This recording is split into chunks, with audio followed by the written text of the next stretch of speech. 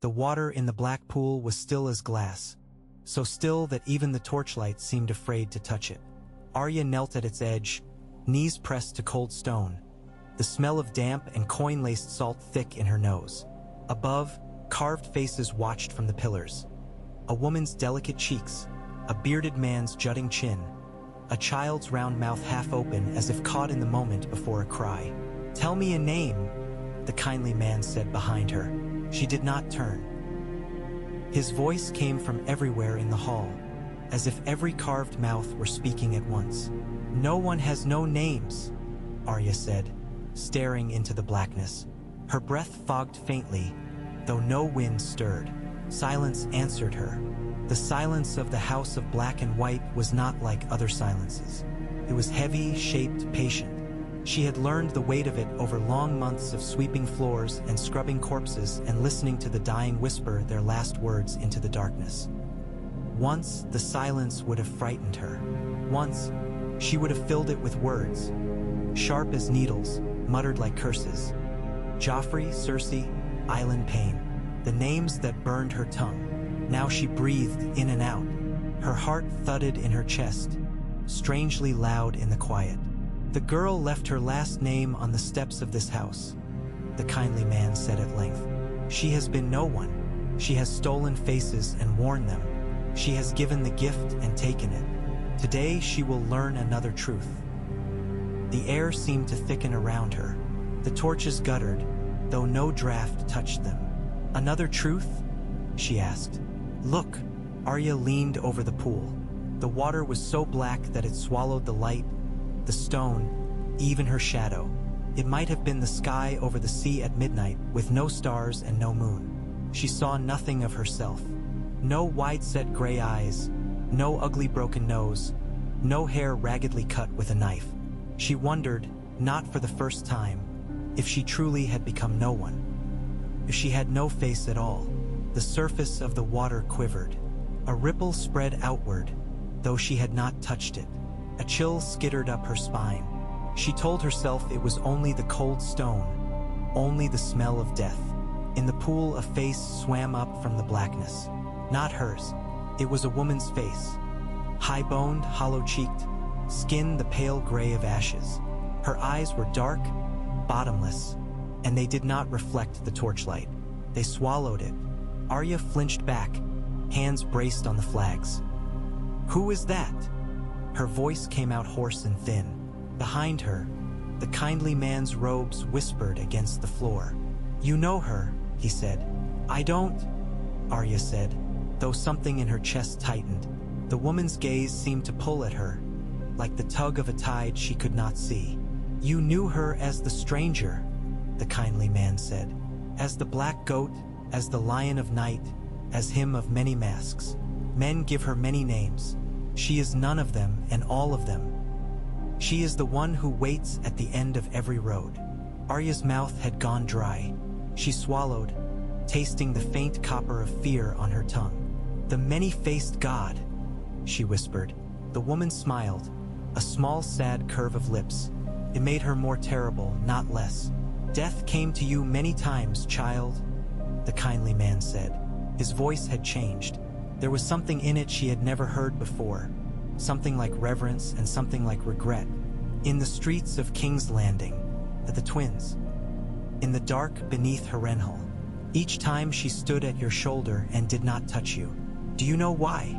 Arya thought of hot blood on stone, of men screaming as fire took them, of her father's head falling, of the hound's ragged breathing as he lay under a tree, begging for death, of a boy with blue eyes who had chased cats with her, who had smiled and then had his throat cut. "Because I ran," she said. The kindly man stepped closer. She could feel him standing behind her now, could feel the heat of his body, the shape of his shadow falling over her shoulders. "Because she chose you." Arya turned then. She shouldn't have. She knew better than to look at him when he spoke of such things. But the words were too strange to bear without a face to pin them to. The kindly man's own face was plain enough. Soft features, a kind mouth, eyes that had seen too much and still found reason to smile. Yet as she looked at him, his cheeks seemed thinner, his skin like worn parchment over bone. For a heartbeat, she saw another shape beneath the one she knew, as if his flesh were a mask and something vast and gray and faceless moved behind it. "Chose me for what?" Arya asked. Her voice did not tremble. She was proud of that. "The house serves the many-faced god," he said. "We are her fingers, her tongue, her quiet breath in the ear of kings. But even fingers grow clumsy. Even tongues fall silent. The world moves, child. Gods are forgotten. New ones are born from blood and fear." He gestured to the carved faces around them, countless eyes watching. "For 1,000 years and more, no mortal has borne the weight she now offers you." Once, in the shadow of Valyria's smoking hills, there was a man who walked in two worlds at once, living and dead, god and worm. It was too much even for him. He burned from within like a candle. Arya's heart beat faster now. She didn't like where this was going. "You want me to be some candle?" she said. "To burn up for her?" The kindly smile did not reach his eyes. "We do not want anything," he said. "Wanting is for those who fear loss. We are servants. We obey." "But you said..." "I said she chose you." The hall seemed to echo with his words, though he had not raised his voice. "There is a war in the far north, girl. A war older than the stones of this city. You have heard whispers of it. Cold things that walk. Dead things that do not lie still." Arya thought of old Nan's stories of blue eyes in the dark. She thought of snowflakes melting on her cheeks. Long ago, in another life. "Winter is coming," Jon had said so many times it had become a joke. Only it was no joke now, if this man believed it enough to say it here in this house. "The dead should belong to her," the kindly man said softly. "Yet another reaches for them, a thief of souls, a shadow of frost that would make of the world a silence that even she cannot break." "The other god," Arya said slowly. The one from the stories." "There are many stories," he said. "Some call him the Great Other. Some call him the Night's King. Names do not matter. What matters is this. If he wins, there will be no more gifts to give. No more last breaths whispered into the darkness. Only emptiness and the crackle of frozen stone." Arya looked back at the pool. The ash-gray woman watched her, head tilted. In those dark eyes, Arya thought she saw snow falling, and a sword red with rust, and wolves howling in a white wood. "You want me to fight him?" Arya asked. "I'm just a girl who learned to see," the kindly man said. "Just a girl who looked at the world and did not look away when it hurt. You clung to your list of names even when you were told to forget it.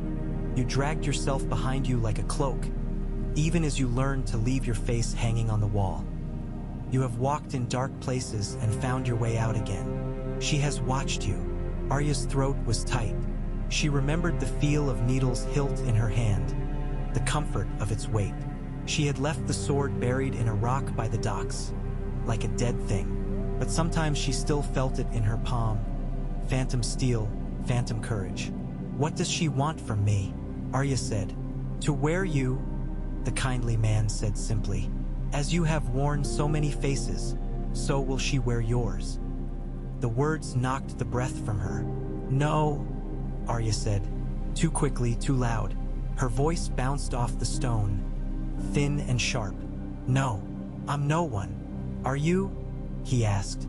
Arya thought of a room in Winterfell where she had scraped her knee chasing cats, and of a lord with sad gray eyes who had called her little one, and of a bastard boy with a direwolf smile. She thought of hot pies and muddy boots, of Yoren's rasping voice, of Gendry's scowl. She thought of Sansa's singing, and of her mother's hands. She thought of all the faces she had worn since, of the way they fit her skin and changed her gait and filled her with lives that were not her own. "No," she whispered. I'm Arya Stark." The name was a stone dropped into the black pool. The water shivered, ripples racing outward. The ash-gray woman smiled, just a little. "There," the kindly man murmured. "There you are." Heat rushed to Arya's cheeks. "You told me." "I told you a girl must let go of herself to serve," he said. And you did. You let go, you reached beyond, you learned to be anyone. But I never said you must forget who you are forever. Some selves are too stubborn to die. Arya's hands curled into fists. She could feel the rough weave of her robe against her skin, the prick of a loose thread. Everything seemed too bright, too sharp. She was suddenly aware of her body in a way she had not been in months. Of the scar on her hip, of the old ache in her left knee when she knelt too long. "You say this like it's good," she said. "But you also say she wants to wear me.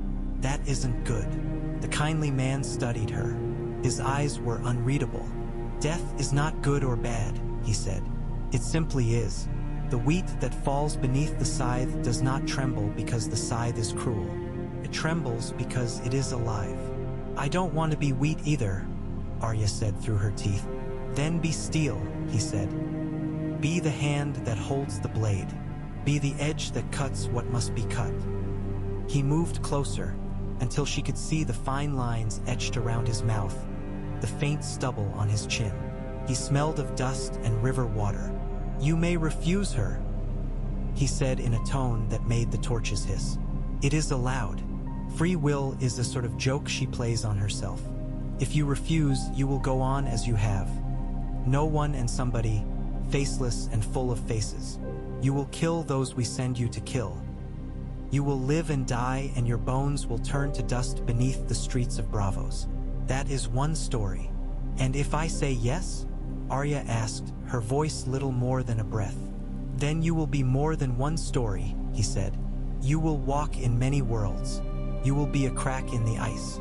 You will be the last kindness in a cruel winter. And you will not be alone. In here," Arya touched her temple. "With her. In here."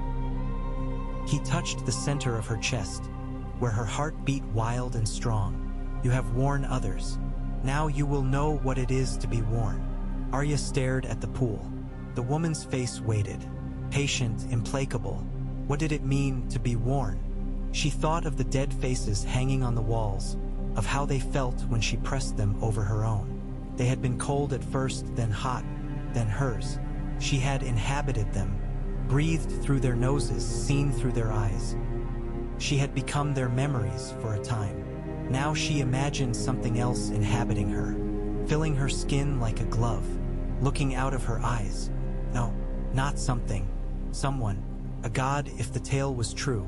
She wanted to say it was madness, that gods didn't enter girls from the north and go striding around the world.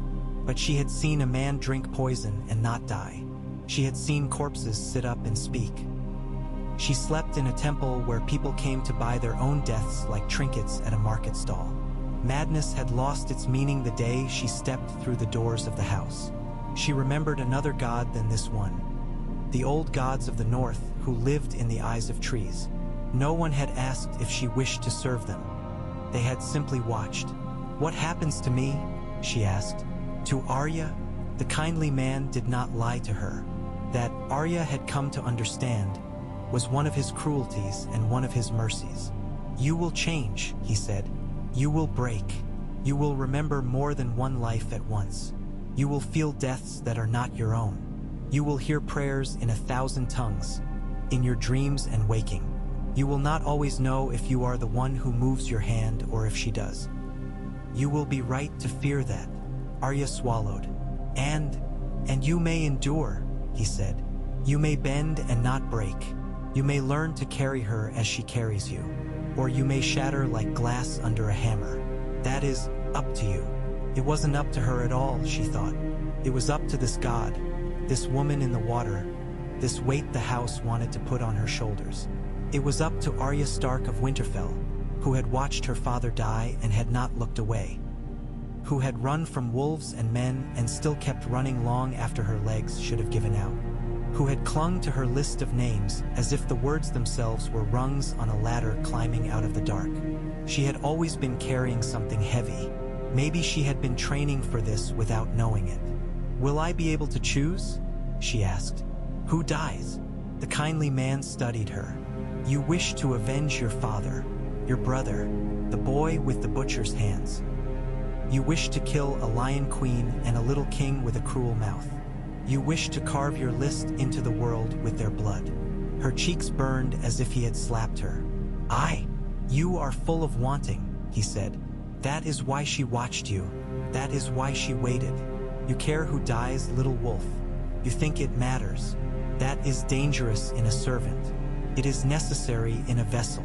He stepped back, his robes whispering. She is not justice, he said. She is not mercy. She is not vengeance. She is all of those things and none of them. If you bear her, you will tilt her, for a little while, toward the shape of your own heart, toward your sense of right and wrong, toward your list. Arya's breath caught. So I can kill them. If she wishes, he said. If you earn it. If you live long enough to stand before them. If the world still turns. Arya's fingers trembled as she reached toward the pool. The water was black as a raven's eye, as the hall between sleep and waking. The woman's face did not grow closer as Arya leaned in. It simply remained, always the same distance away, never nearer, never farther. How do you accept a god? She wondered. You don't kneel. She'd knelt enough. You don't pray. The words would stick in her throat. You don't weep. Tears never bought anything she wanted. You reach. Her fingertips touched the surface. It was not like water. It was like cold stone that melted at her touch. A shudder went through her, from her hand to her shoulder to the base of her skull. Her teeth clicked together. The woman's eyes met hers. A wind roared through Arya, though the torches did not flicker. It howled down corridors of memory, slamming doors open, tearing tapestries from walls. She saw herself at 9 years old with a wooden sword in her hand, saw herself at 10 with a real sword and bloody knuckles. She saw herself shouting at her sister, laughing with a butcher's boy. She saw a man in black fall from a tower, a direwolf's head upon a boy's body, a crown of bronze and iron upon a brother's brow. She saw all of it at once, as if every moment of her life were laid together like thin, translucent papers. Then she saw things that had never happened. She saw a woman kneeling in snow, knives in her hands, the aurora shivering overhead as an army of dead things marched toward her through the trees. She saw herself as a shadow on a wall, sliding into a king's bedchamber. She saw herself in a city of pale stone far to the east, where men with shaved heads and bleeding brows chanted under a black moon. She saw herself old. She saw herself dying 1,000 deaths in 1,000 skins. She saw herself as a wolf, teeth red, fur matted with frost. She saw herself as a girl in a gray dress giving water to a dying enemy beneath a weirwood's bleeding eyes. She saw herself as nothing at all, a gap, a hollow, a cold place where something vast could pour through. She tried to pull back. She could not. The blackness in the pool surged up around her hand, up her arm, like oil that burned with cold. It soaked into her skin. She felt it in her veins, in the crack between her ribs, in the roots of her teeth. She gasped. The air tasted of snow and ash and old blood. Do not fight. The kindly man's voice came from very far away. Or you will tear. Arya clenched her jaw. She closed her eyes. Get in, she told herself, or be dragged. She stepped forward. The hall vanished. There was only darkness, endless and heavy. Not the darkness of a cellar, where you know, if you stretch out your hands, you will find walls. Not the darkness of a forest, where there is rustle and breath and the crackle of twigs. This was the darkness you imagined if you tried to think of the space between stars. Above her, around her, within her, voices whispered in 1,000 tongues. Some she knew, the sing-song of Winterfell's stable boys, the liquid consonants of Braavosi, the harsh rasp of the free cities. Some she did not. None of them spoke to her. They were praying or pleading or cursing or calling. They were not calling Arya. They were calling her. She knew this with the same deep, bone-level certainty with which she knew that if she cracked an egg against a pan, it would break. The knowledge did not come from thought, simply was. One of the voices rose above the others for a heartbeat. A woman's voice, roughened by cold and age. Please, the woman sobbed in the tongue of the North. Please, if you must take him, make it quick. Don't let him suffer. Arya saw or felt or remembered a cottage half buried in snow. A boy on a pallet of straw, cheeks flushed with fever. His lips were cracked.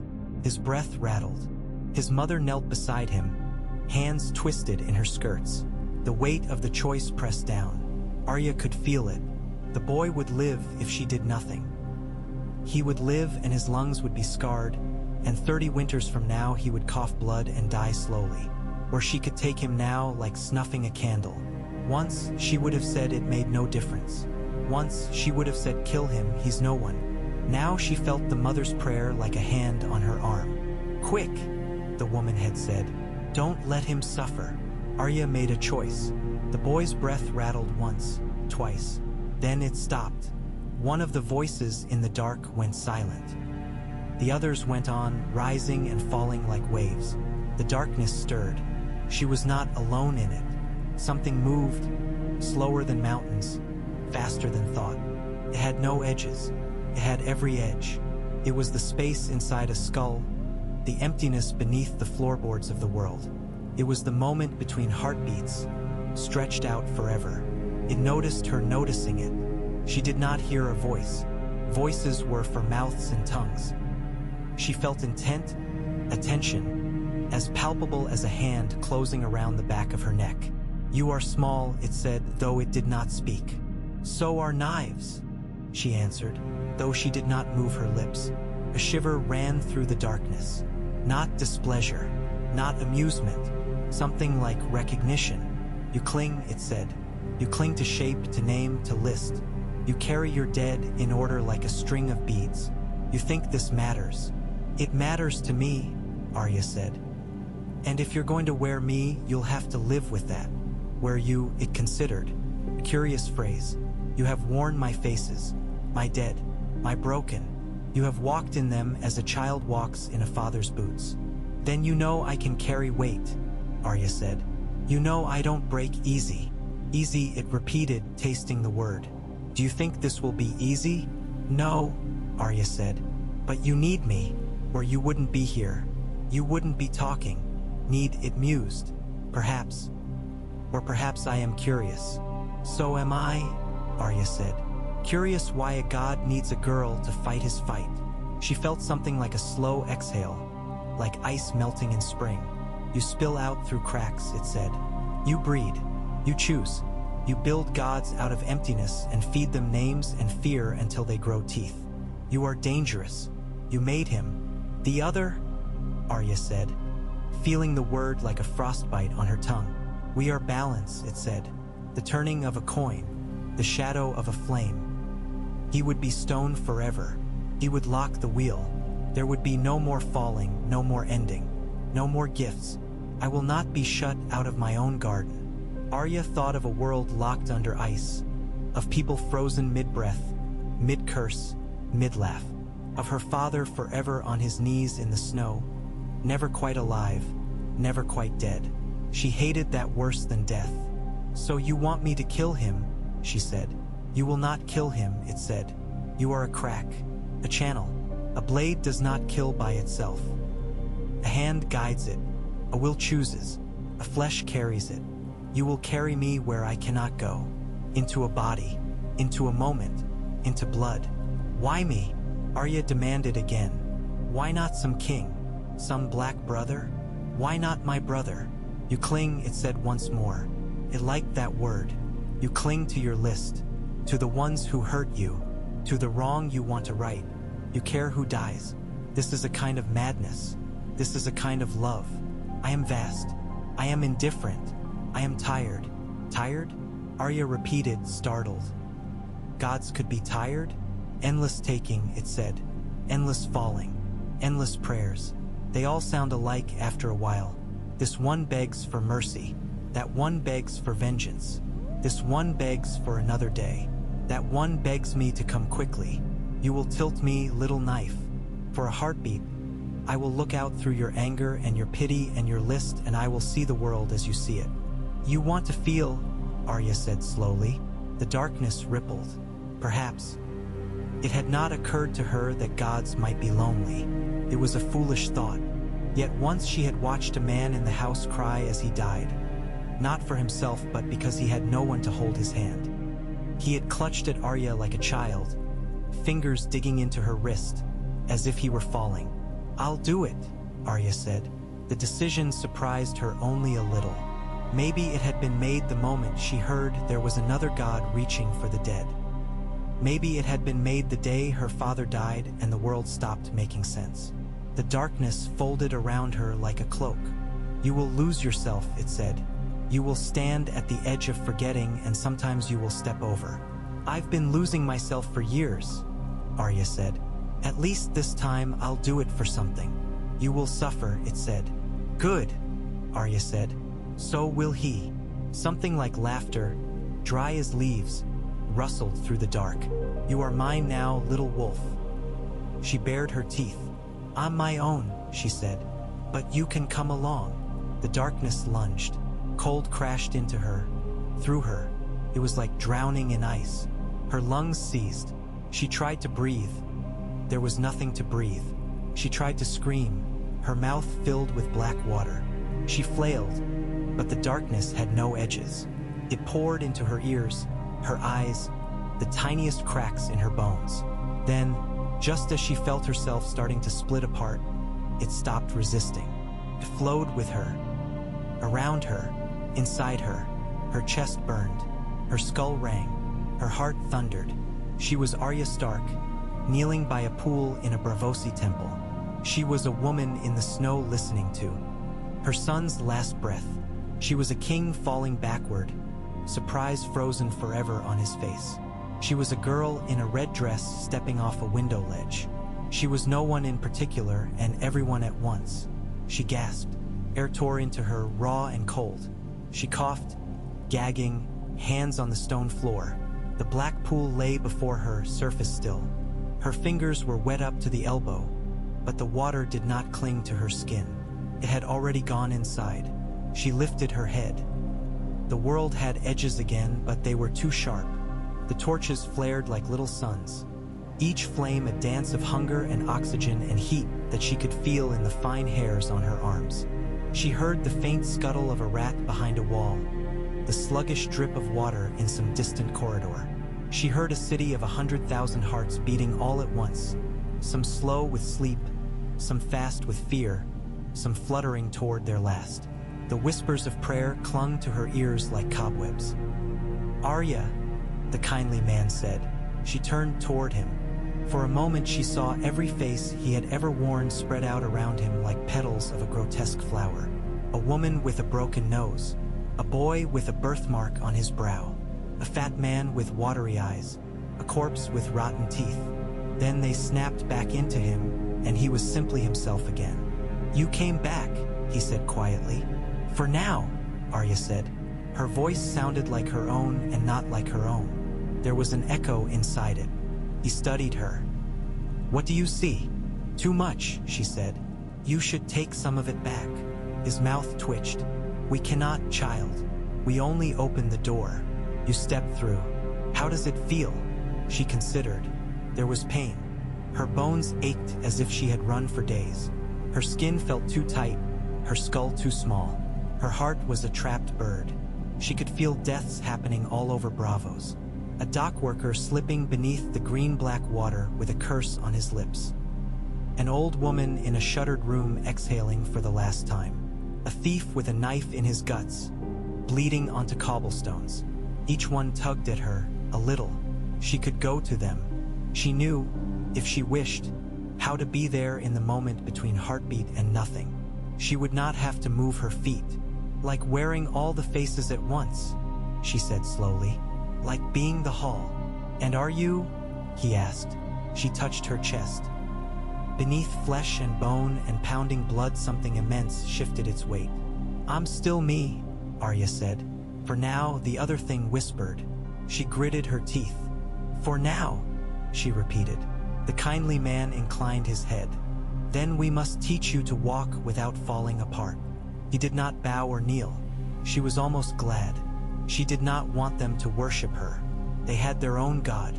She was only the knife. "How long do I have?" Arya asked. Before you go north, he said. Before you go mad? Both, she said. He smiled that small, infuriating smile.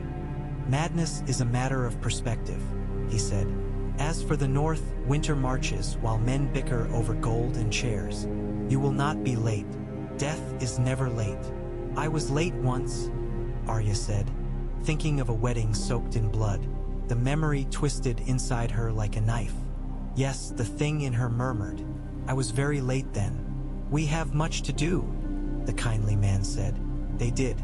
The days that followed blurred. Or the weeks. Or the months. Time had grown slippery. Sometimes Arya did not know if she had been standing in the same place for an hour or a year. The only constant was the steady drip of death into her awareness. At first, it overwhelmed her. Every time someone in Bravos died, she felt a sharp little tug in her chest, like a fish nibbling at a hook. She would startle, flinch, sometimes cry out. Once, while scrubbing a floor, she doubled over as a man 3 streets away fell from a balcony and cracked his skull on stone. She felt the shudder of bone, the bloom of pain, the sudden airy lightness as the man realized his body had become irrelevant. She staggered. Water sloshed from her bucket. The waif sneered. Clumsy, she said.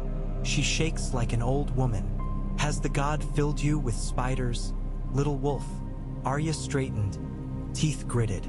The echoing pain faded. It always did after a heartbeat or two. If she did not reach toward it, it slid past like a boat on the dark canal. I shake because the ground is shaking, Arya said calmly. The waif's eyes narrowed. She had never liked Arya, and she did not like her now that something else was staring out of Arya's eyes along with the girl she hated. Big words, the waif said. Your tongue will tie itself in knots if you are not careful. Better knots than lies, Arya said. The waif hit her. It was not the quick slap of training. It was a full-armed punch, knuckles cracking against Arya's mouth. Blood spurted. For a moment, Arya saw the waif's face as it would look in death. Slack, eyes cloudy, tongue lolling. She saw herself standing over it, hands clean. She saw herself not standing there at all, because someone else had struck the blow. She chose not to share that vision. Arya rocked back, braced herself on her hands. Her lip throbbed. She tasted copper and salt. Who hits you? She asked. The waif blinked. I hit you, she said slowly, because you are insolent. Maybe, Arya said, or maybe he hits me. The one who threw himself from the balcony. He's still falling. You just borrowed his hand for a moment. The waif frowned, as if trying to follow a thread that kept slipping from her fingers. You speak nonsense. Arya pushed herself to her feet. Her lip had already stopped bleeding. Healing came quicker now. Cuts closed like lips, bruises faded in hours. Death, it seemed, understood how to keep its vessel intact. Maybe, Arya agreed. Maybe. She did not tell the Wa. If that, in the moment of the punch, she had also felt a woman somewhere in the city breathe her last, and a baby somewhere else draw its first breath.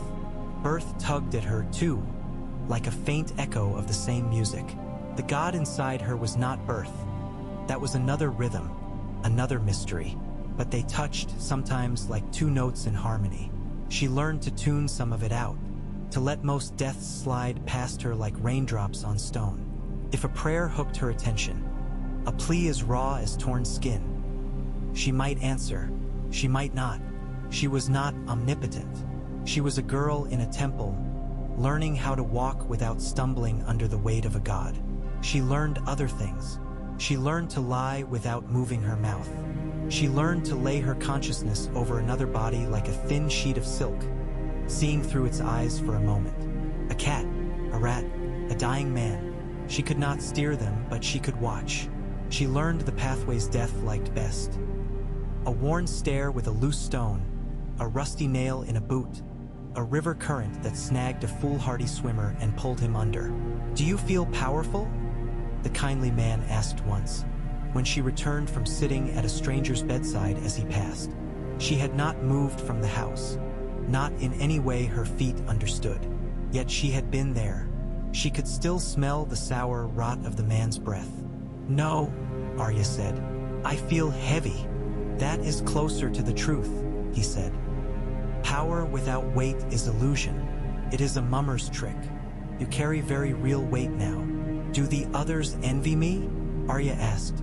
For this, they envy and pity you, the kindly man said. They fear you. Some hate you. This is to be expected. He did not say which feelings beat in his own chest. Arya thought she knew. He had the look of a man watching his last candle burn low. Will you send them with me? She asked. When I go north. Some of them, he said, if they are not too afraid. They're faceless men, Arya said. They're not supposed to be afraid. They are men, he said. And you are girl and god. That is disconcerting. She thought of Jaqen Hagar, with his smiling eyes and his easy grace. She wondered if he would have been afraid of her, if he had stayed. Someone will come, she said, to help me kill him. It is not our way to fight battles in the open, the kindly man said. It is not your way to carry gods in flesh either, she said. Ways change. He smiled, thin and proud and resigned. Spoken like a young god, he said. Perhaps a year had passed when the letter came. It might have been less. It might have been more. Arya's sense of time had gone strange. The house did not keep calendars. Days were measured in deaths, and there were always plenty of those. The letter was not addressed to Arya. It was addressed to no one in a cramped, careful Bravosi script. It came from a black-cloaked man who left it on the step and walked away without looking back. A crow watched from the nearest roof. Ragged wings spread to the weak sun. The kindly man found Arya looking at it.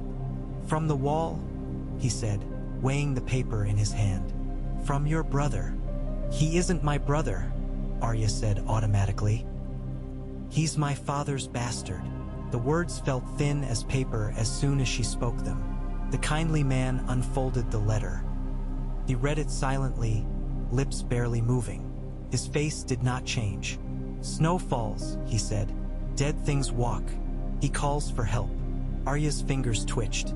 She wanted to snatch the letter and read it for herself, to see John's cramped hand, to hear his voice in the brush of pen on parchment. She did not move. Does he know I'm alive? She asked. No, the kindly man said.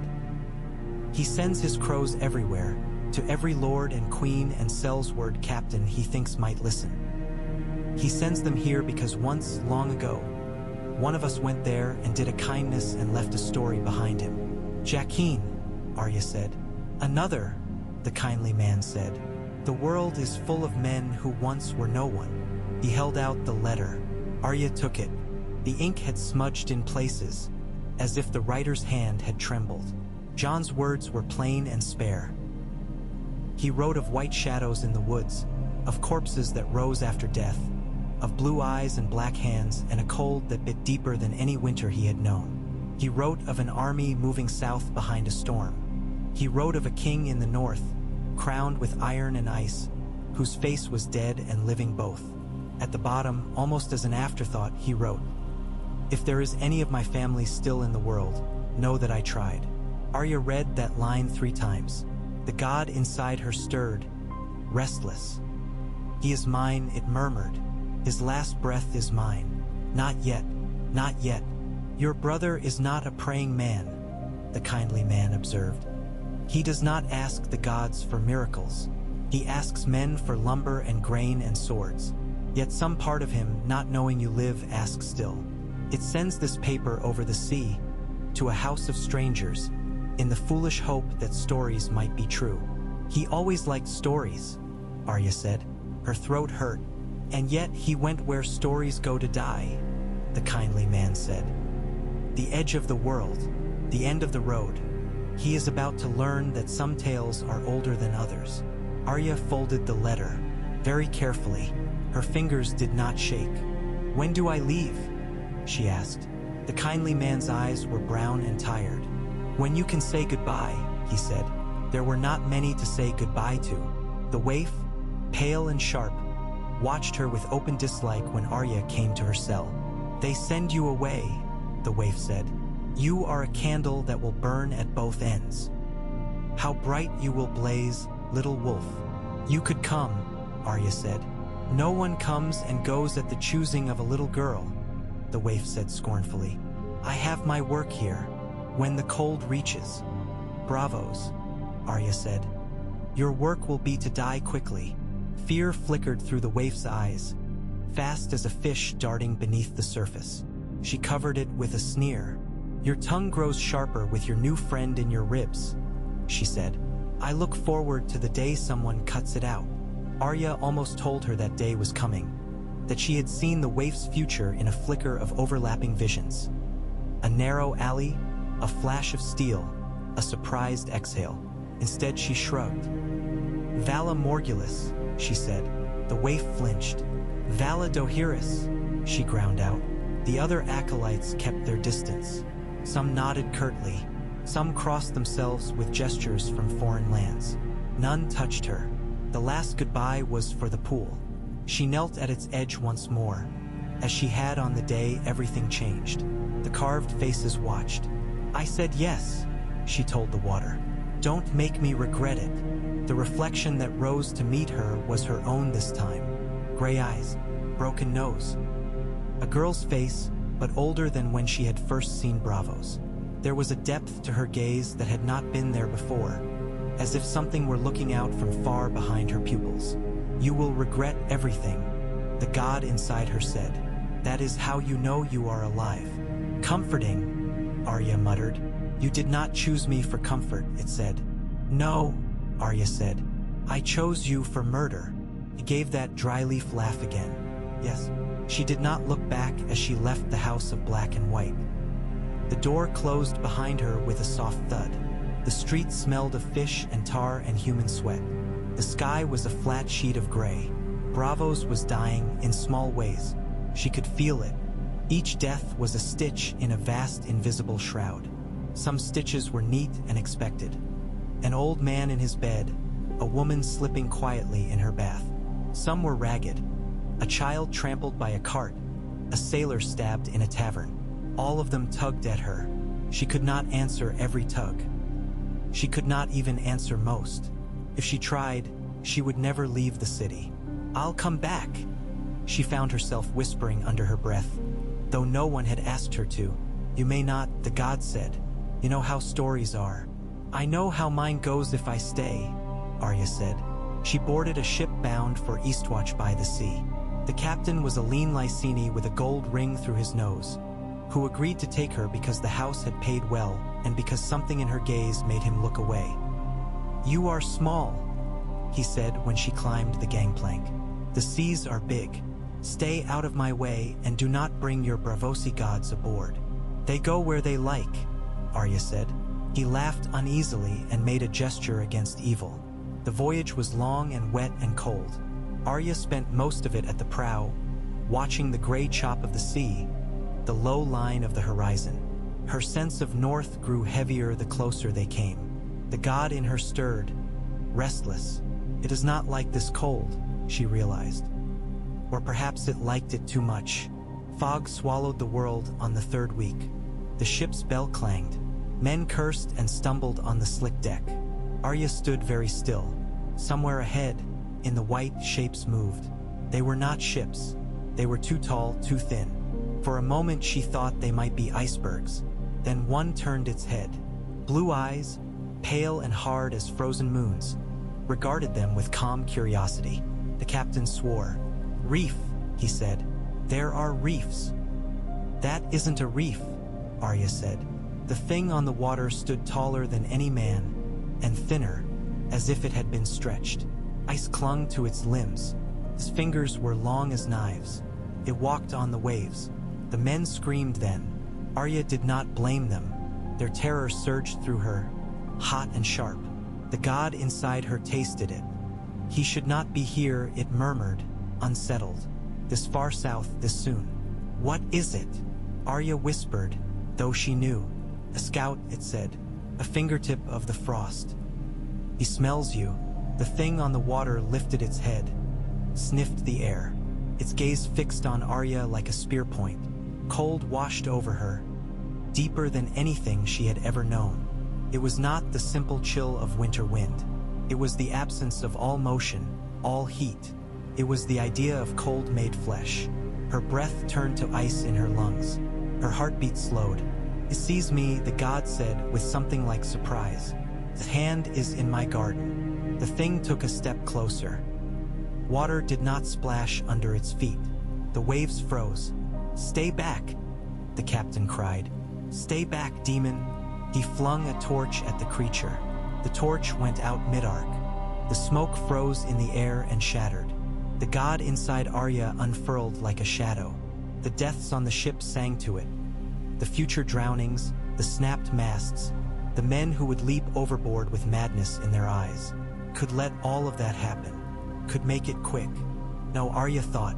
Not here. Not now. She stepped forward to the very tip of the prow. Wind clawed at her robe. Her hair whipped her face. "Look at me," she said to the thing on the water. It did.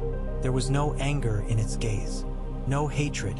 Only a kind of chilly curiosity, as if she were a new species of insect. Something vast moved behind its eyes. Not the same vastness that lived beside her heart. Another, darker, emptier. "You," it said without sound. It was not language. It was the scraping of ice on stone. "I know you." "I know you too," Arya said. Her teeth chattered. She forced them still. The god in her swelled, trying to blot out the other presence. Could not. The two forces met in the air between them like frost and flame. "Thief," her god said. "Usurper," his god replied. The clash between them was silent and deafening. Arya's ears rang. The men around her collapsed, groaning, clutching their heads. One vomited over the S. She felt herself stretched between them like a rope.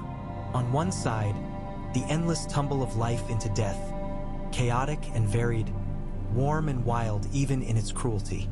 On the other, a smooth, flat plain of stillness, perfect and terrible. "Come," the cold presence said. "I will make you peace." "No," Arya said. "You'll make me nothing." "Nothing is peace," it said. "No more pain, no more fear, no more list." A flicker of temptation ran through her.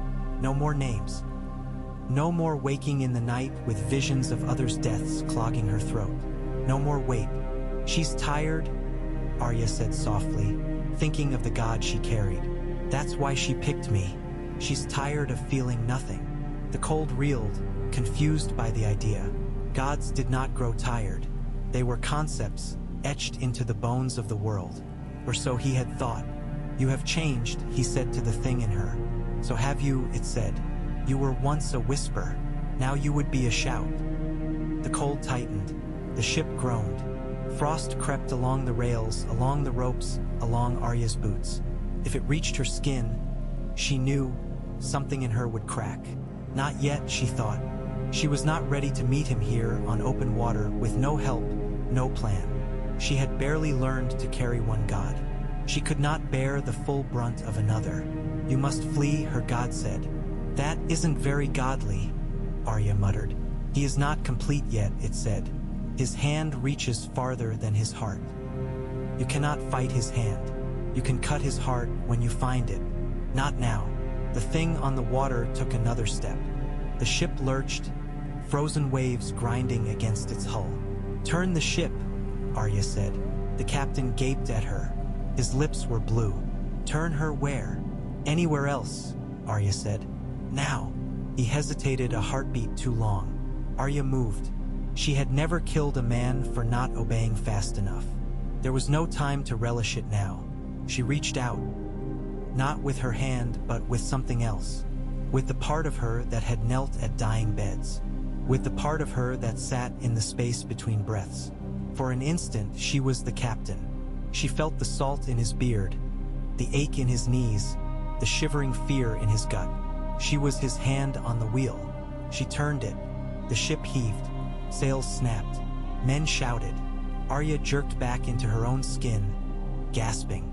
The prow swung away from the white shape on the water. For a moment, the thing reached after them. Frost cracked as its fingers extended. The god inside Arya gathered itself. Not a full blow. It could not manage that. Not across this distance, not while she was still half full of her own fear, but a shove. She pushed. It felt like pressing against a stone wall with 2 fingers. Useless, futile, yet the wall had not finished setting. The mortar was still wet. The foundation was not complete. The white thing staggered, just a little. Ice splintered around its feet. Mine, the cold snarled. Ours, Arya snapped. She surprised herself. The ship slid into thicker fog. For a few heartbeats, the white shape loomed alongside, tall and thin as grief. Then it was gone, swallowed by the mist. The cold lingered in her bones long after the sun managed to punch a hole through the clouds and splash a sickly light over the deck. The men muttered and crossed themselves. Some would pretend they had seen nothing. Some would drink until their memories drowned. A few would tell tales in taverns, of a little girl who faced a walking frost and did not die. Arya sat with her back against the mast, knees drawn up. Her hands shook. "He is farther south than I expected," the god murmured, uneasy. "He moves quickly." "Then we have to move quicker," Arya said. The god was quiet for a moment. Then, softly, "You should have let me take them." Arya worked her jaw. "The sailors. They were terrified," it said. "Their deaths would have been easy. I could have cut the thread and left them here, frozen statues on a frozen sea. The frost would have taken them eventually. It would have weakened his hand a little." "They didn't choose this," Arya said. "They were just sailing a ship.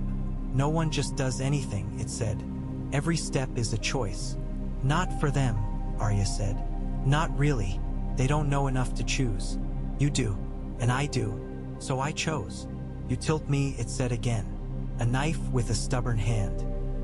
"I'm your hand," Arya said. "Remember." She felt a ripple of something like, not fondness exactly.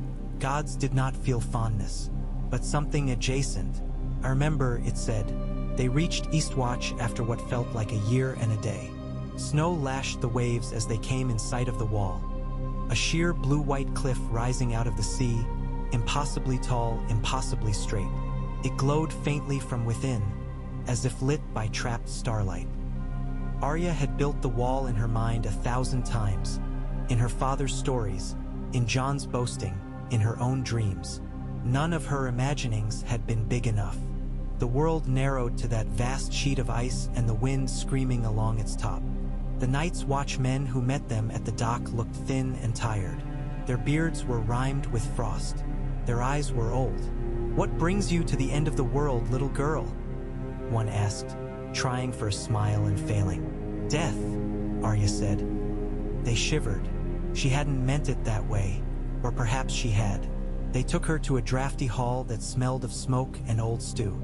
At the far end, staring at a map spread on a table, was a man in black with hair like a raven's wing, streaked with white. His shoulders were broad. His sword lay within easy reach. He did not look like a boy anymore. "Jon," Arya said. He looked up. For a heartbeat his face was blank. Then recognition slammed into it. His eyes widened. His mouth fell open. He looked as if she had stepped out of one of his own deathbed visions. "Arya," he said hoarsely. She had imagined this moment too. She had pictured herself running to him, throwing her arms around him, feeling his cloak scratch her cheek. She had pictured him lifting her off her feet, laughing, calling her little sister. She did not move. Neither did he. They stared at each other across the cold hall. You died," Jon said. "At least we heard," Sansa said. "I didn't," Arya said. "You didn't either." His mouth twisted. "I did," he said quietly. "Once. It didn't take." The god inside her stirred, pricking up its ears. This one had its fingerprints already. Someone else had returned him. Someone else had tugged him back across the line. "Interesting," it murmured. "How are you here?" Jon asked. "I sent letters to every lord I could think of, but I never thought." "You sent one to the House of Black and White," Arya said. His eyes narrowed. "The assassins," he said. "The god of death." "We prefer servants of the many-faced god," Arya said. His gaze dropped to her clothing. plain, dark, with no sigil. His brows knit. "You joined them," he said. "Why?" "They teach you how to use a list," Arya said. He flinched as if she had slapped him. "You still have it?" "Always," she said. Something like sorrow crossed his face. "Father wouldn't." "Father isn't here," she said. Silence stretched between them. Behind it, Arya felt the hum of 1,000 other lives in the fortress, each heartbeat a small drum. "You came because of the letter?" Jon asked. "I came because there's another god trying to steal from mine," Arya said. "And because it's winter, and winter is our house's business." "Our house?" he repeated, a little smile twitching the corner of his mouth. "You remember that, at least." "I remember more than I want to," she muttered. He gestured to the map. "Come," he said. "See what we're up against." The map was a mess of ink and guesswork. Lines marked the wall, the gift, the frostfangs. Clusters of stones and carved pieces of bone indicated wildling villages. Night's Watch castles. Known nests of the enemy. There were too many of the latter. "They're smart," Jon said. "Smarter than the old tales say. They flank. They feint. They send dead men to soak up our arrows, then sweep in behind with their horsemen." He tapped a line of stones far to the north. "Here," he said. "This is where we think their king is. Their heart." "Heart?" Arya murmured, thinking of the god's words. "We have to cut it." He glanced at her. "We? Do you think I'm going back to Bravos now?" she said. "You should," he said before he could stop himself. The words burst out of him like steam from a kettle. "This isn't your fight. It's everyone's fight," Arya said. "Isn't that what you wrote to all those lords?" "You're a girl," he said. "A child." He meant a lot of other things he did not say. "You're my little sister. I remember you chasing cats through Winterfell's halls. I remember you with mud on your face and a wooden sword in your hand." "I'm a wolf," she said. "And something else." The god shifted inside her, showing a little of itself in her eyes. Jon recoiled. "What are you?" he whispered. "Don't ask if you don't want to know," Arya said. She suddenly felt very tired. She had hoped, foolishly, that he would see her and simply see Arya. Just Arya. Not the list, not the faces, not the god. He swallowed. His throat bobbed. "Tell me anyway," he said. So she did. She told him about the house, and the pool, and the ash-gray woman whose eyes had swallowed her. She told him about the choice, about the weight, about the ship and the walking frost on the water. He listened without interrupting, jaw clenched. His knuckles whitened on the edge of the table. When she spoke of feeling every death in Bravos, his eyes softened. When she spoke of the god's loneliness, his brows drew together in pain. "And you let it in," he said when she finished. "You let that inside you." "It was coming anyway," she said. "This way, at least, it listens when I talk." Jon laughed once, a raw, incredulous sound. "Only you," he said. "Only you would sass a god." "Someone has to," she said, "or they'll get ideas." He sobered. Are you still you?" "For now," she said. He did not like that. "What does that mean?" "It means I'm not going to promise you something I can't," she said. "I made a bargain in a house full of dead faces. Bargains like that twist." He scrubbed a hand over his eyes. When he dropped it, he appeared older than his years. "I dreamed of you," he said quietly. "Sometimes, in the cold, I'd see you running through the snow. I'd call your name and you'd turn, but your face was wrong." "Did you dream of me with no face at all?" Arya asked. He shuddered. "Once," he said. "That was before," she said. "Now if you dream of me, there'll be too many faces." "You joke about it," he said, "like it's nothing." "If I don't joke, I'll scream," she said. "Which would you prefer, Lord Commander?" He grimaced. "Don't call me that. You have too many titles," she said. "And I'm going to have to cut one more king's heart, it seems." He stared at her. "You think we can just walk to him? To this night's king?" Cut him down like some bandit lord. No, Arya said. I think we can walk close enough. And then I think I can do something else. She did not explain. She was not sure she could. She knew this much. She was a crack, a channel, a vessel. Her god could not touch the other's heart by itself. It needed flesh. It needed proximity. It needed Arya Stark, who had spent most of her life walking toward danger without meaning to, and the rest walking toward it on purpose. She spent the next days with the Black K brothers.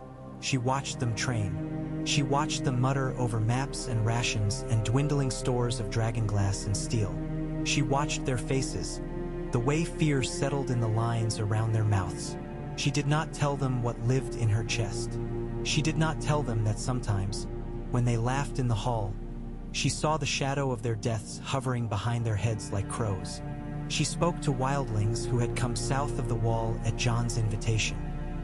Big men with blue eyes and braided beards, sharp-eyed women with knives up their sleeves, a little girl with hair the color of rust who stared at Arya as if she were a ghost. "A god and a girl," said Tormund Giantsbane, slapping his thigh and roaring. "I like it.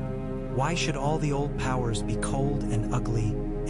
It's not about liking," Arya said. "It's about not freezing to death in your boots." "Ah, but it's better to freeze with boots on than to burn with no boots at all," Tormund said sagely, then frowned.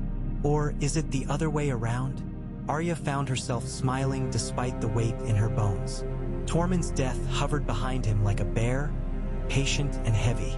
Could be sooner or later, depending on choices not yet made. "You'll go north with us," Jon said to Tormund. "Aye," Tormund said. "My people have run enough. Time to turn and bite." They assembled a small force. Too small, Arya thought, looking at them lined up in the gray morning. Black brothers, wildlings, a few southern knights who had come north chasing honor or exile. They were the tip of a spear aimed at a heart carved from ice. "We can't fight his whole army," Jon said. "We'll slip through, find him, take our shot. And if we miss?" said a knight with a lion on his chest. He had come to the wall in disgrace. His mouth was bitter. "Then we'll die," Jon said simply, "and the world with us. Try not to miss." Arya liked that. No false comfort, no pretty lies. The march north of the wall felt like walking into a story she had heard as a child and then dreamed as a girl and now had to live as a woman. The snow was deeper than she remembered. The trees were stranger. Some of them seemed to lean away from their passage, branches creaking in silent protest. The god in her lay very still, as if listening hard. Death was thick here, more so than in Bravos. Old deaths piled like fallen leaves. New ones, sharp as broken glass. The army of the dead had passed this way, and their footprints lingered in the air. They moved by night, when the sky was low and heavy and the aurora shimmered faintly in the gaps between clouds like slow waves. By day they huddled under trees or in caves, smoking thin strips of meat, whispering.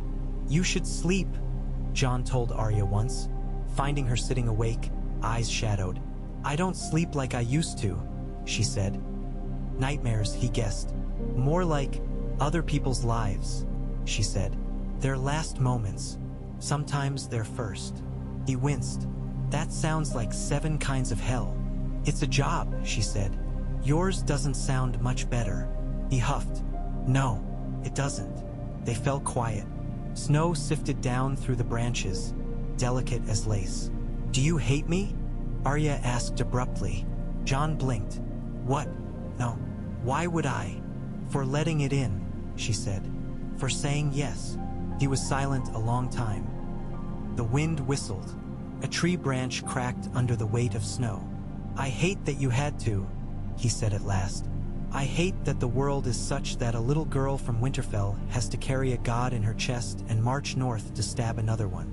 I hate that I died and came back and didn't even get a say in it. I hate a lot of things." Finally, she thought, "Something we agree on." "But I don't hate you," he said. I'm proud of you, and I'm sorry, and I'm glad you're here. And I'm scared every time I look at you, all at once." "That's a lot to be at once," she said. "You're one to talk." he said, glancing at her chest as if he could see the god inside. She snorted. The sound puffed white in the air. "I thought of you when I chose," she said without meaning to. He stared. "Why?" "Because you always talked about duty," she said. "About doing the hard thing.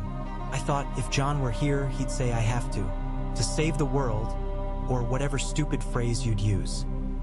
He smiled crookedly. "I would," he said, "and I'd be wrong to, because it's not my right to ask that of you. I ask it of my brothers, of my volunteers, of myself, but not of you." "It doesn't matter," she said. "You weren't there. I asked it of myself." He reached out, hesitated, then touched her shoulder. His glove was rough leather. The contact steadied her more than any prayer. "You always were stubborn," he said. "So were you," she said. They moved on. On the 7th day north of the wall, they saw the army. It filled the valley below them like a slow-moving glacier. Thousands upon thousands of pale forms, marching in unnatural unison. Some were nothing but bones with scraps of flesh hanging from them. Some were fresh enough that their clothes still bore the colors of the men they had been. Black cloaks, blue surcoats, brown leathers. Their eyes burned blue. At the head of the host rode the others. There were more than Arya had imagined. She had thought there was only one king, one heart. But as she watched from the ridge, she saw a dozen tall, thin figures on pale horses, their armor shimmering like ice in starlight. Each carried a lance carved from something that was not wood. "Which one is he?" whispered one of the Black brothers. The god inside Arya answered before she could. "He is the first," it said, "the oldest, the cold at the center of the storm." Her gaze snagged on a figure at the very center of the line. Taller than the rest, though not by much. His crown was shards of ice, jagged and sea. Rule. His face was whiter than bone, features chiseled fine and hard. When he turned his head, even from this distance, Arya felt his gaze like a knife under her chin. "He sees me," she thought. Yes, her god said grimly. "He has been looking for you. We have to get closer," she said aloud. "Closer?" The Lion Knight whispered, aghast. "We're not close enough for you?" John's jaw tightened. "We wait for night," he said. "They're least active then." "That's not true," Arya said. He glanced at her. "They tire," she said, "like everything, but not with day or night. With moments. When they strike, they burn bright like a storm. Then they lull just a little. We want the lull." "How do you know?" he asked. She closed her eyes. The deaths of the army below felt like a constant pressure in her skull, like standing too close to the sea and hearing the crash of waves even when you plug your ears. "I can feel their threads," she said. "Where they tangle, where they fray. That one." She pointed, eyes still closed, at the king. "He's tightest, but there are loose strands." "Loose strands," Tormund muttered. "We brought a girl who sees strings." "You brought a god who needed eyes," Arya said. They argued strategy. It did not matter. Their plans were fragile things, spun from hope and fear. The army below was a fact. In the end, they did what men always did when faced with the unthinkable. They tried something desperate. A small group, Jon, Arya, Tormund, the Lion Knight, 3 more Black brothers, 2 wildlings, would sneak down under cover of drifting snow, circling wide around the bulk of the army, using the terrain and the forest for hiding. They would aim for the ridge on the far side, where the king was likely to pass. "Likely," Jon said. "Likely," Arya echoed. As they moved, she felt the god in her coiling, wound tighter than any bowstring. It had withdrawn its attention from other deaths. Somewhere, men and women and children were dying, and Arya did not feel them. All of that focus gathered here, in her lungs, in her eyes. "This is the moment," it said.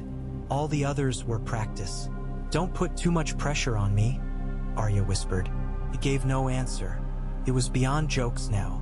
They reached the far ridge as the last of the weak daylight faded. The army of the dead moved below them, a vast pale river. The king rode at its head, crown of ice sharp against the dark. "This is madness," muttered one of the brothers. "Yes," Arya said. "Be quiet anyway." They waited until the king was almost directly below. The wind flayed their faces. Snow stung their eyes. No one moved. Now the god whispered. Arya stood. "What are you doing?" Jon hissed, grabbing for her arm. "Taking aim," she said. She stepped to the very edge of the ridge.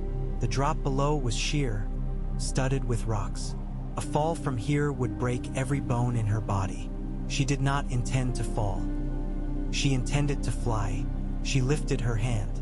From up here, the king looked almost small. A silver figure on a white horse.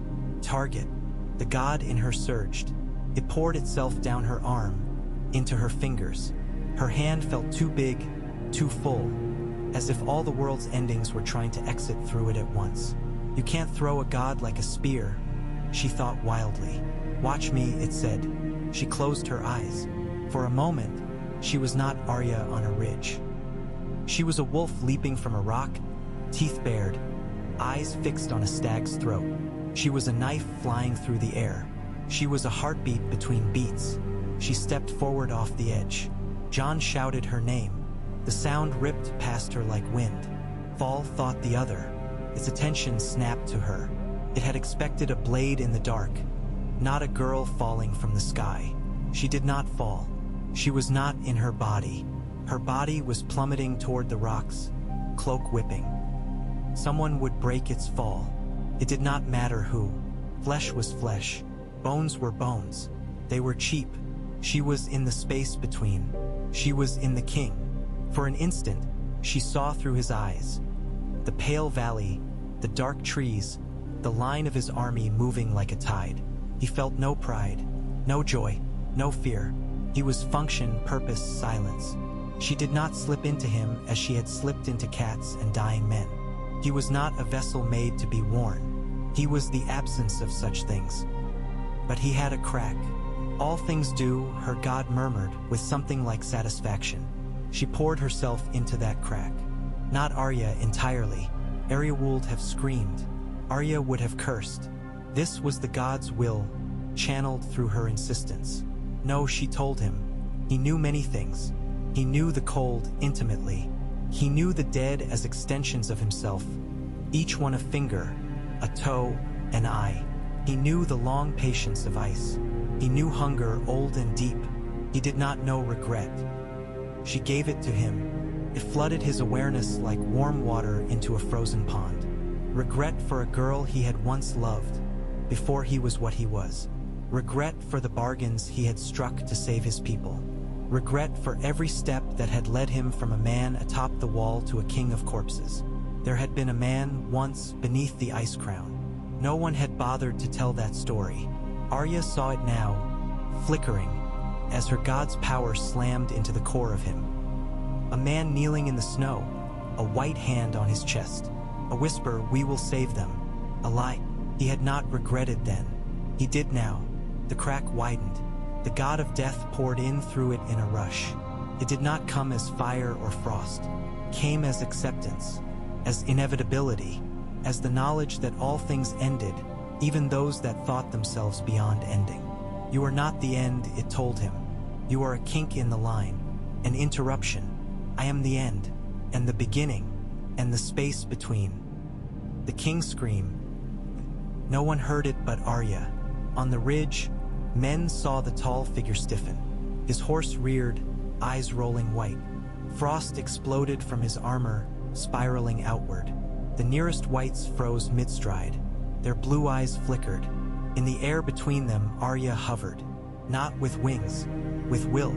Her body hit the rocks below. Bones shattered. Skin split. Blood sprayed across stone. She did not feel it. Flesh was final. She was elsewhere. The king fell off his horse. He hit the ground like a statue toppling. His crown cracked. Ice spiderwebbed across his chest. For the first time since he had knelt in the snow as a man, he felt fear. "What are you?" he gasped. "A girl," Arya said, "and something else." His hand scrabbled at the ground. Frost grew where his fingers touched, lancing upward like a forest of knives. Death filled him, eating the frost from within. It was not in a hurry. It had waited a long time to reclaim this stolen piece of its garden. He thrashed. White stumbled. Some fell. Some dropped like puppets with their strings cut. Others went mad, tearing at themselves, at each other. On the ridge, Jon shouted orders. Men charged. Some died. Some carved a path toward the fallen king. Arya was all of them and none of them for a moment. She felt their blood spray. She felt their battle cries tear their throats. She felt their terror and their grim joy. She felt the gods focus narrow to a point. Now it said. She did something she had never done before. She let go of herself, of her list, of her name, of Winterfell, of Bravos, of the boy with the butcher's hands, of Jon screaming her name from the ridge, of the weight of every death she'd carried. She let go, and for a heartbeat she was only a channel, only a crack. Death flowed. It rushed into the king, filling every hollow in his ice-carved being.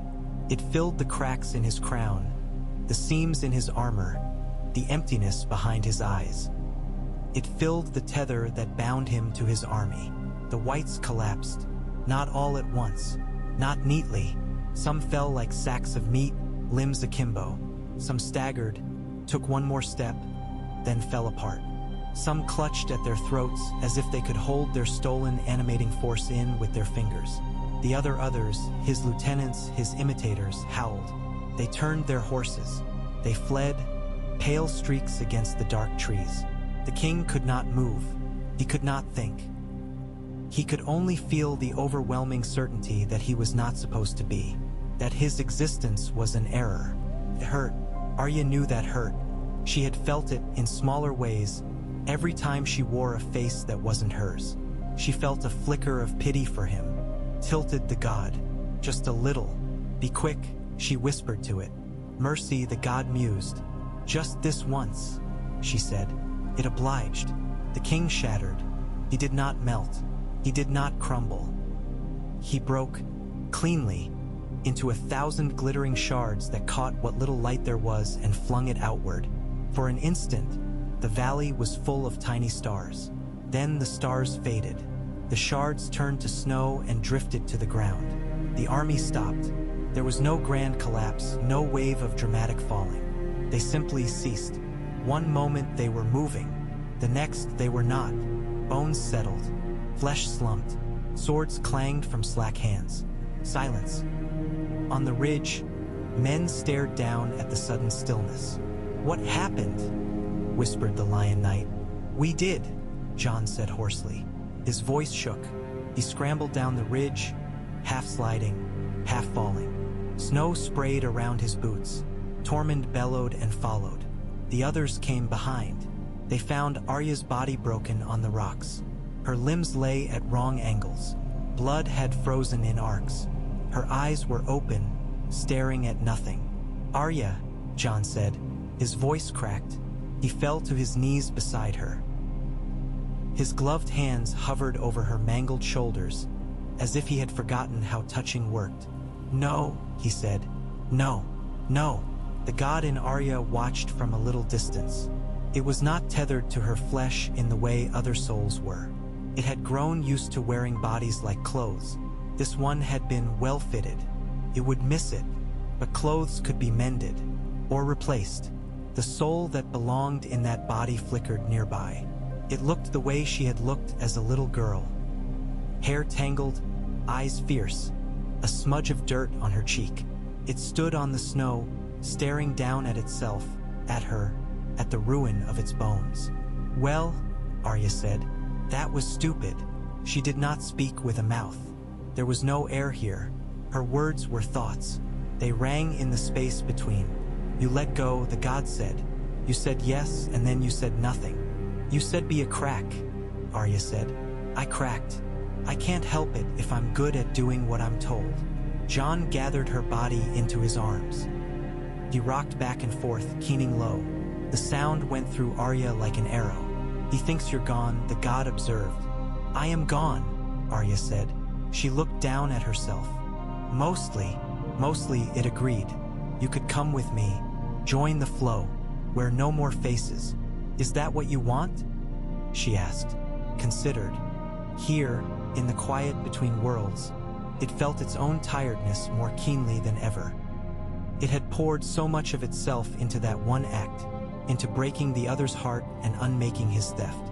It longed to sink into the slow turning of things, into the familiar comfort of endings unchallenged. Yet, you told me, it said again. Little knife. Arya watched John's tears freeze on his lashes. She watched Tormund stand awkwardly nearby, hat in hand. She watched the Lion Knight look away, jaw tight. She watched snowfall on her own face. I have people, she said, who need me to be there, as me. He will live without you, the god said. The world will go on. The wheel will turn. Your part is played. Is it? She said. Or is that what you tell everyone? So they'll lie down and die when you call? Its vastness curled around her, not unkindly. Little rebel, it said. Little vessel, she corrected. We made a bargain, you and I. I said I'd carry you to him. I did. I said I'd let you swing a little more to my side. You did. But I never said I'd go quietly afterward. You cannot live in flesh forever, it said. You will age. You will weaken. Then you will come to me anyway. Then I'll come to you then, she said. Like everyone else. With no shortcuts. He will die many deaths before that, it said. Some of them inside, some of them out. You cannot spare him. I can stand next to him, she said. Sometimes, when he needs someone who remembers who he was before he died the first time. You are stubborn, it said. You knew that when you picked me, she said. It sighed. It did not need to breathe, but it sighed anyway. It had liked that about wearing her. If you go back, it said, we share the body differently. Define differently, she said warily. You will not hold me in your ribs like a pet, it said. I will be in your bones, in your blood. You will feel every death more keenly. You will not be able to turn away as easily as before. You will hear prayers not just of the dying but of those who live in fear of dying. Sounds noisy, Arya said. Very, it agreed. And sometimes you will not know if your hand moves because you wish it to, or because I do. That's already the case, she said. What's the difference? The difference is that now you can choose not to go back, it said. You can rest. You can let yourself become simple. You can allow your story to end here, in heroism and sacrifice. Men like neat endings. They will sing about you. Men sing stupid songs, she said. They'd get the words wrong. Undoubtedly, it said. John pressed his forehead to her bodies. His shoulders shook. Arya watched him for a long moment. Then she said, Not yet. The god was quiet. You understand, it said at last, that there is a cost. There always is, she said. You will not be the girl you were, it said. You will not even be the vessel you have been so far. You will be more mixed, more blurred, a walking contradiction.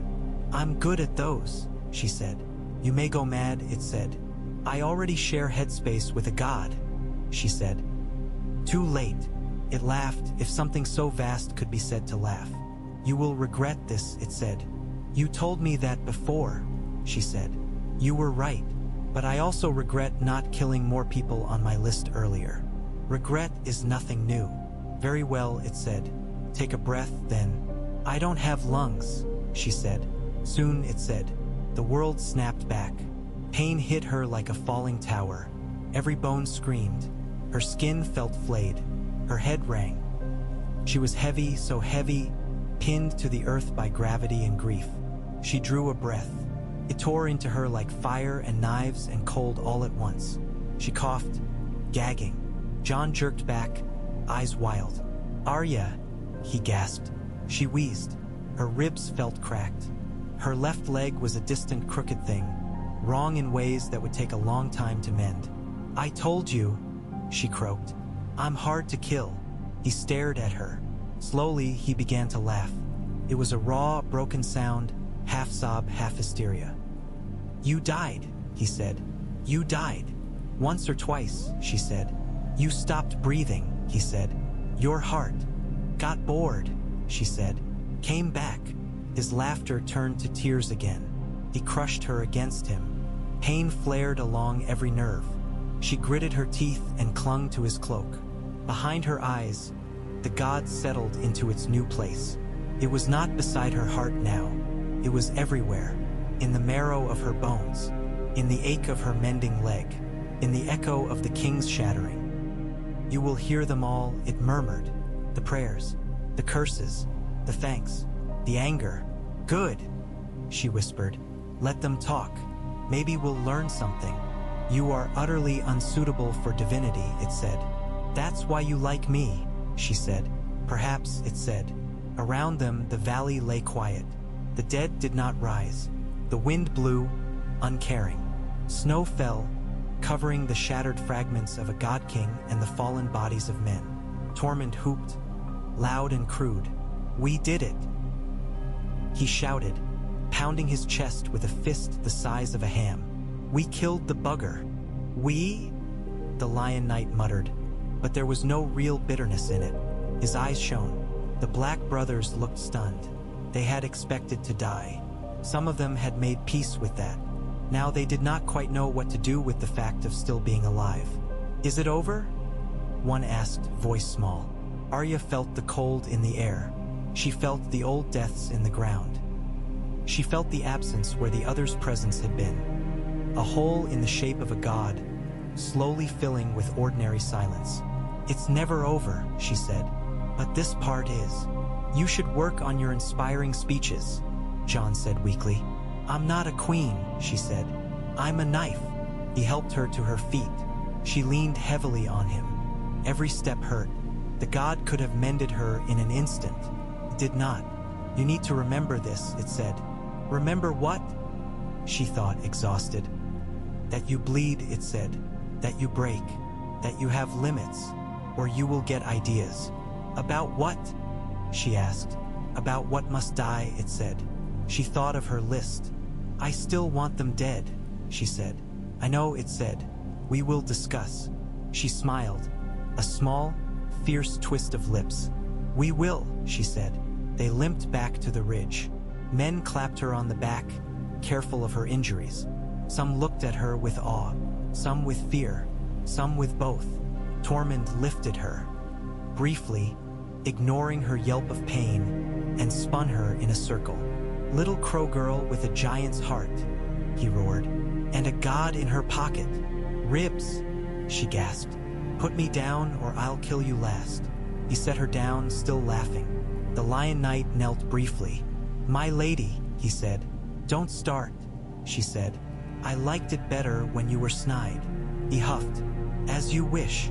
Jon stood a little apart, watching her. There were tears dried on his cheeks, and new ones in his eyes. Don't you dare start kneeling, she said. He snorted. You think I'd kneel to a little sister who used to throw apples at my head? You deserved it, she said. Probably, he agreed. He stepped closer, low voice dropping. What now? He asked. She looked north where the sky met the white land. Where once a cold presence had brooded, there was only emptiness now. She looked south, where men squabbled over thrones while the world froze. Now you go back and tell them winter isn't a story anymore, she said. You tell them it's a thing with teeth that you pulled from their throats. And you? He asked. She looked at her hands. They were scratched, bloodied, human. Now I have a lot of names to talk about with my tenant, she said. See which ones are mine to take and which ones belong to someone else. You will be insufferable, the god sighed. You love it, she said. It did not answer. Jon squared his shoulders. Come south with me, he said, to Winterfell, to King's Landing, to wherever this damned war over chairs is going to be decided. They'll need you. They need you more, she said. You're good at telling people what's right. They don't listen, he said. Some will, she said. Some won't. That's always been the way. He studied her. And you? She thought of Bravos, of the house of black and white, of the carved faces watching from the walls, of the kindly man's tired eyes. I owe someone a story, she said. I told him I'd come back. You always did keep your word, Jon said. Sometimes, she said. I'll send ravens, he said. You'll ignore them. Probably, she said. He smiled. Try not to die again, he said. Same to you, she said. They embraced, carefully, mindful of her broken ribs. For a heartbeat, everything else fell away. The God in her bones, the dead around them, the future reaching long and dark. For a heartbeat, she was just Arya, and he was just John, and they were just brother and sister in a world too big for them. Then the moment passed. He pulled away. He nodded to her, a small, almost bow, not as to a lady or a god, but as to an equal. Then he turned and began the long march back to the wall, to politics and hard choices and men's stubborn foolishness. She watched him go until the snow swallowed the line of black cloaks. The north wind bit at her face. The god shifted in her bones. You could be worshipped, it said, as they stood alone on the ridge. You could demand temples, sacrifices.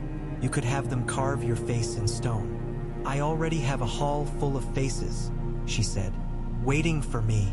Besides, gods who make demands like that always end up with someone trying to put a knife in them. They always fail, it said. Until they don't, she said. Ask him.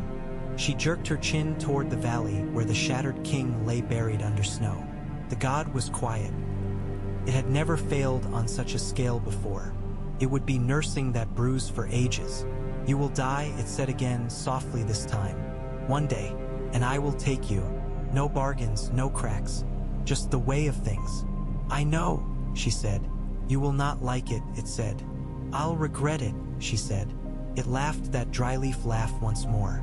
She turned her face south, toward the long road to Bravos, to the house of black and white, to the faces on the walls. To a life of whispered prayers and silent gifts and hard choices. The wind tugged at her cloak like a hand. Come on, she told the god in her bones. We have work to do. And they walked, girl and god together, into a world that still had death in it, and life too, and lists to be shortened, and endings to be managed, and choices to be made by a vessel who refused to be empty.